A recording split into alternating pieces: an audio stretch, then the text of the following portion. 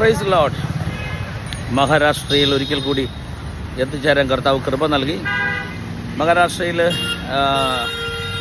ഭുസാവൽ എന്ന് പറയുന്ന സ്ഥലത്തിനടുത്ത് ഒരു 3 മണിക്കൂർ യാത്ര ചെയ്ത് പോകുമ്പോൾ രാജൂറ എന്ന് പറയുന്ന ഒരു വില്ലേജുണ്ട്.